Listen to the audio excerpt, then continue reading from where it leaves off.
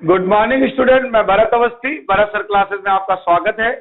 जैसा कि आप जानते हैं कि क्लास 12th में हमारी मैट्रिक्स की सीरीज चल रही थी, जिसमें हमने अलजेब्रा ऑफ मैट्रिक्स को पढ़ लिया था। अब इसके बाद उसमें दो टॉपिक बचते हैं, एडजॉइंट मैट्रिक्स और सॉल्यूशन ऑफ लीनियर इक्वेशन, जिसको हम अपने नए टॉपिक डिटरमिनेंट के बाद पढ़ेंगे। तो चलिए हम अपने नए टॉपिक की ओर बढ़ते हैं। तो पहली बात आती है कि डिटरमिनेंट को हिंदी में सारणी कहते हैं। अब आते हैं इनके डिफिनीशन को समझते हैं। तो डिटरमिनेंट की डिफिनीशन है a unique number associated with every square matrix. यहाँ पे ध्यान देने वाला है कि मैट्रिक्स कैसी होगी, स्क्वायर, और उसके साथ एक यूनिक नंबर क्या होगा, एसोसिएट होगा। तो बस ये याद रखो कि हर स्क्वायर मैट्रिक्स के साथ एक यूनिक नंबर, यूनिक माने एक और एक ही नंबर क्या होता है, संबंधित होता है। उसी संबंधित नंबर को हम क्या कहते हैं, डिटरमिनेंट कहते हैं। और डिटरमिनेंट को आप सरल भाषा में समझ सकते हो कि ये मैट्रिक्स की एक वैल्यू होती है। स्क्वायर मैट्रिक्स का एक वैल्यू, उसका मान है, ठीक है, जो निकल के आता है नंबर की फॉर्म में। इसे आप सरल भाषा के लिए समझ लीजिए, बाकी मैथमेटिकल यही। और हिंदी में क्या कहते हैं कि प्रत्येक वर्गायु आव्यू के साथ एक अद्वितीय संख्या क्या होती है, जुड़ी हुई होती है। उस अद्वितीय संख्या को हम क्या कहते हैं, डिटरमिनेंट कहते हैं। निकालने का तरीका आगे बताया जाएगा। फिर आता है डिटरमिनेंट को डिनोट कैसे करते हैं। तो या तो डेटे लिखते हैं या हम मॉडे लिखते हैं। मॉडे लिखते हैं लेकिन पढ़ते नहीं है। और या डेल्टा लिखते हैं। इसे रीड क्या किया जाएगा, डिटरमिनेंट ऑफ मैट्रिक्स ए। फिर अब बताया गया, ये इंपॉर्टेंट बात है कि डिटरमिनेंट केवल स्क्वायर मैट्रिक्स के होते हैं, रेक्टेंगुलर मैट्रिक्स के नहीं पाए जाते हैं। अब हम हर ऑर्डर की मैट्रिक्स के डिटरमिनेंट पढ़ना सीखते हैं। तो आता है पहला, determinant of matrix of order 1, मतलब एक कोट के आव्यूह का सारणिक क्या होगा। तो देखो, जब एक कोट होगी तो उसका ऑर्डर 1 क्रॉस 1 होगा और उसमें एलिमेंट क्या होगा, 1 होगा। तो इसका डिटरमिनेंट क्या होगा, जो एलिमेंट है वही इसका डिटरमिनेंट हो जाएगा। मतलब एलिमेंट की वैल्यू ही डिटरमिनेंट की वैल्यू होगी।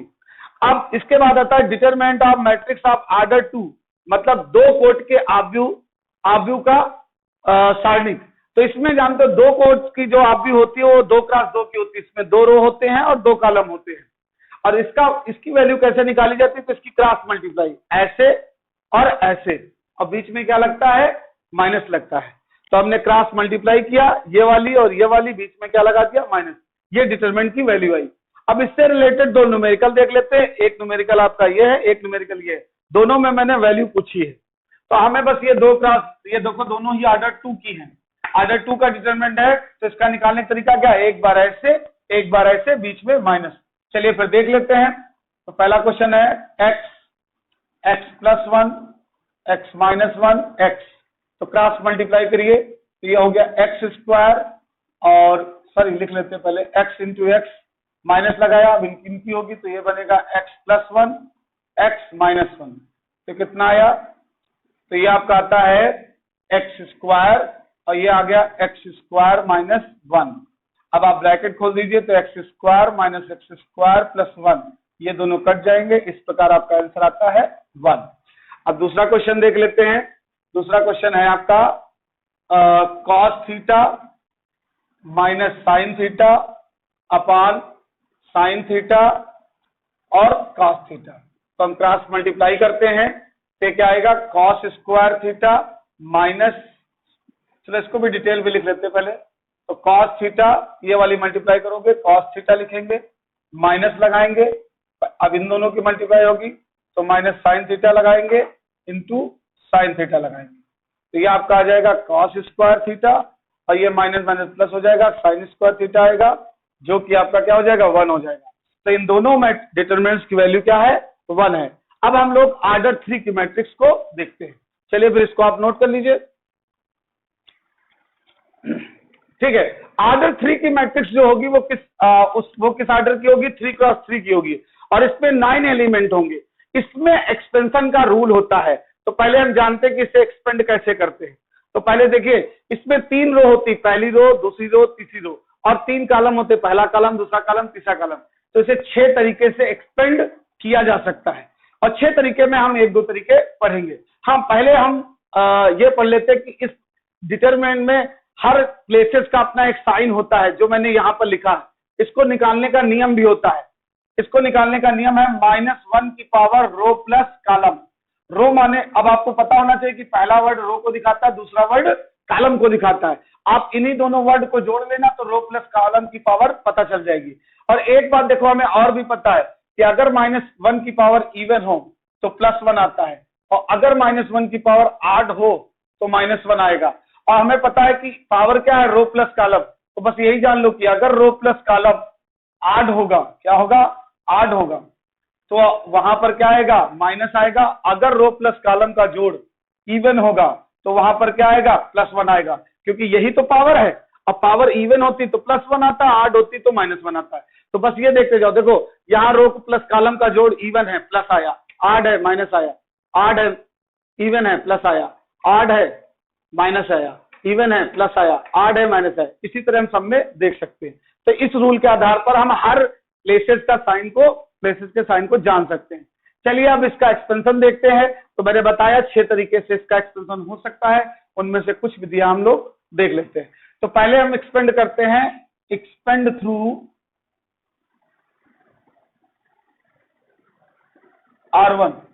तो R1 के थ्रू एक्सपेंड कैसे करते हैं, तो देखिए R1 के थ्रू एक्सपेंड करने का रूल देखिए। तो पहला काम ये होता है कि जिसके थ्रू कर रहे हो उसका पहला एलिमेंट लिखिए और विद साइन, पहला एलिमेंट विद साइन। तो मैंने देखा R1 का पहला एलिमेंट ये है, इसका साइन क्या है, प्लस, तो हम प्लस A11 लिखेंगे। इसके बाद क्या होता है कि जिस एलिमेंट को लिखोगे उसकी रो और कॉलम क्या कर दोगे, काट दोगे। काटने के बाद जो बचता है उसको उतार दोगे। तो आप देखिए काटने के बाद जो बचा वो है A22, A23 and A23, sorry ये 32 है, तो ये 32 बचेगा एंड A33। इसके बाद आता है R1 रो का क्या करेंगे, दूसरा एलिमेंट उतारेंगे विद साइन। तो इसका साइन निगेटिव है और एलिमेंट क्या है, A12। ठीक है, अब इससे रिलेटेड रो काट दो और कॉलम काट दो। तो ये और ये बचता है, इसको उतार लो। A21,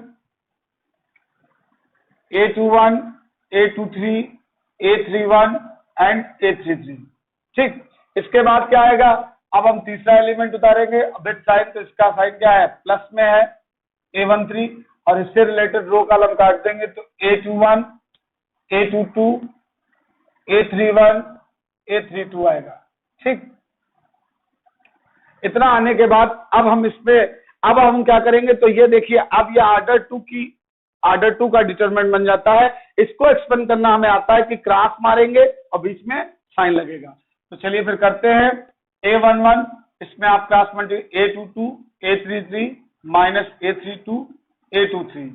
फिर इसमें आइए A12 लिखेंगे, पहले क्रॉस मल्टीप्लाई करेंगे, A21 minus A33 minus A31, A23। इसके बाद इसमें करेंगे तो ये 13 है, और पहले ये क्रॉस मारेंगे तो कितना आएगा, A21, A32 माइनस A31 और A22। ठीक है, अच्छा ये मैंने एक्सपेंड R1 के थ्रू पढ़ लिया। इसी तरह हम 6 तरीके से कर सकते हैं। तो एक कॉलम में भी देख लेते हैं, तो इसमें कॉलम में हम C2 के थ्रू देख लेते हैं। तो अब हम लिखेंगे एक्सपेंड वैल्यू। और एक बात जान लीजिए, एक्सपेंशन आप चाहे जिससे करिए डिटरमिनेंट का, उसकी वैल्यू क्या आएगी, एक ही आएगी। तो अब हम लिखेंगे एक्सपेंड थ्रू R2। तो अब R2 के थ्रू एक्सपेंशन करते हैं। तो R2 नहीं, अब कॉलम 2 के थ्रू करेंगे। तो कॉलम 2 ये है, अब हमें ये एलिमेंट लिखने हैं और वही रूल चलेगा। तो पहले हम इसका क्या उतारेंगे, पहला एलिमेंट विद साइन। तो क्या आएगा, माइनस A12। अब इससे रिलेटेड रो और कॉलम काट देंगे तो हमारा अंदर क्या आएगा, A21, A23 and A31, A33। इसके बाद आता है हम दूसरा एलिमेंट उतारेंगे, दूसरा एलिमेंट वो भी विद साइन। और भी कॉलम की बात कर ली तो कॉलम के एलिमेंट, तो दूसरा एलिमेंट A22 है, इससे रिलेटेड रो कॉलम काटा तो बचा A11। वो आप 2 माचिस की तीलियां लीजिए और जहां पर हो उसी पर प्लस बना के रख दीजिए, अपने आप कट जाता है जब तक आपको समझ में ना आए। इसको काटा तो A11, A13, A31 and A33 आता है। ठीक, इसके बाद अब आता है तीसरा एलिमेंट उतारेंगे इसका। तो तीसरा एलिमेंट विद साइन, तो क्या साइन है, माइनस A32, और उसमें भी क्या हो जाएगा, उसमें भी ये रो और ये कॉलम काट देंगे। तो ये A11 हो जाएगा, A13 हो जाएगा, ये कट गया और ये कट गया, तो दूसरा आया A21 आया और A22 23 आया। समझ गए? अब इसके बाद हम यही चीज करेंगे तो ये एक्सपेंशन खुल जाएगा। हाँ, और ये बात जान लो, अगर ये नंबर्स में होता तो इसको हम कैलकुलेट भी कर लेते, और कैलकुलेट करते तो वो डिटरमिनेंट की वैल्यू आ जाती। तो इस तरह हम लोगों ने एक्सपेंशन को सीख लिया है। अब इससे रिलेटेड न्यूमेरिकल हम देखते हैं। तो चलिए फिर ऑर्डर 3 के डिटरमिनेंट का एक्सपेंशन देखते हैं। तो मैंने एक क्वेश्चन लिया है कि दिखाना है कि ये थीटा से इंडिपेंडेंट है। तो आइए इसका एक्सपेंशन करते हैं, और एक्सपेंशन करेंगे। अगर एक्सपेंशन में कोई भी थीटा, साइन थीटा या कॉस से ट्रिग्नोमेट्री, पर थीटा किसके साथ है? ट्रिग्नोमेट्रिक रेशियोज के साथ। अगर ट्रिग्नोमेट्रिक रेशियोज चली जाए या थीटा बिल्कुल चला जाए तो वो थीटा से इंडिपेंडेंट हो जाएगा। इंडिपेंडेंट का मतलब उससे स्वतंत्र है, थीटा नहीं दिखना चाहिए। हम इसका एक्सपेंशन करते हैं तो कहिए एक्सपेंड थ्रू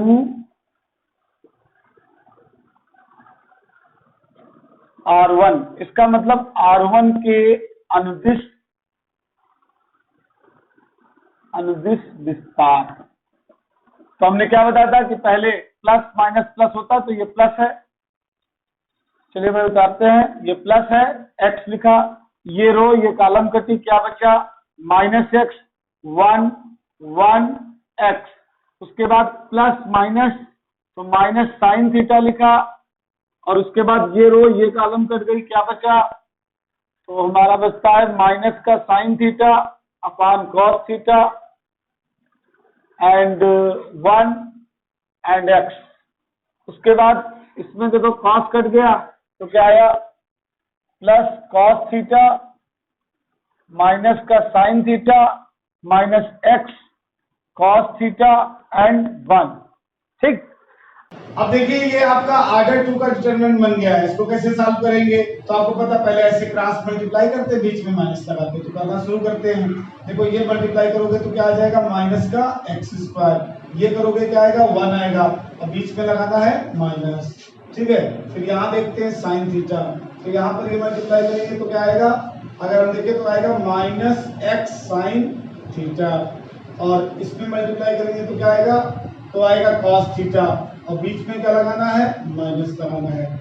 इसके बाद इन दोनों की इसमें देखते हैं तो ये आएगा प्लस का कॉस थीटा। ठीक है। ये वाली मल्टीप्लाई करेंगे तो क्या आएगा? माइनस का साइन थीटा। ठीक है। फिर ये वाली मल्टीप्लाई करेंगे तो क्या आएगा? माइनस का कॉस थीटा, और बीच में क्या लगाएंगे? माइनस। तो आप चाहें, अब देखिए, चलो चाहे एक ब्रैकेट लगा लेते हैं, या तो फिर आप समझो कि 2 माइनस हो गए ना, ये मैं आपको दिखाने के लिए लगाई, एक टेम्परेरी ब्रैकेट लगा लेते हैं। तो जब 2 माइनस हो जाएंगे तो ये क्या हो जाएगा? प्लस, क्योंकि इतने स्टेप बढ़ाने की कोई जरूरत नहीं, समझ गए हम लोग। ठीक है। अब हम लोग इसकी मल्टीप्लाई कर लेते हैं तो क्या होगा? ये हो जाएगा माइनस का एक्स क्यूब, ये हो जाएगा माइनस का एक्स। ठीक है। आगे इसकी करते हैं तो क्या आएगा? ये माइनस माइनस हो जाएगा प्लस, माइनस माइनस प्लस हो जाएगा, और एक साइन से इसकी मल्टीप्लाई तो एक्स साइन स्क्वायर थीटा आ जाएगा। अब इससे करेंगे तो माइनस माइनस हो जाएगा प्लस, और ये आ जाएगा आपका sine theta and cos theta. ठीक है। यहाँ मल्टीप्लाई करेंगे तो हमारा क्या आएगा? Plus minus minus cos theta, और cos theta and sine theta आ जाएगा। इसके बाद इसकी मल्टीप्लाई इससे करेंगे तो हमारा क्या आएगा? Plus x cos square theta. अब अगर देखें ध्यान से तो ये वाला टर्म और ये वाला टर्म सेम है। अच्छा, मल्टीप्लिकेशन में कम्यूटेटिव होता है, आगे पीछे कर सकते हो, तो पता है, तो दोनों मीनिंग एक है। और इन दोनों में देखो x कॉमन है, और कॉमन लेना गणेश जी की पूजा करना जैसा होता है। ठीक है। तो इसको ले लेते हैं यहाँ पर, तो साइन स्क्वायर थीटा और कॉस स्क्वायर थीटा आ गया, और ये आपका क्या हो जाएगा? 1 हो जाएगा। तो आपका आ जाता है minus x cube minus x plus x. अब आपको इसमें कहीं भी थीटा नहीं दिख रहा है, तो इसका मतलब ये प्रूव्ड हो गया कि this determinant is independent of theta. ठीक है। चलिए अब इसके बाद हम लोग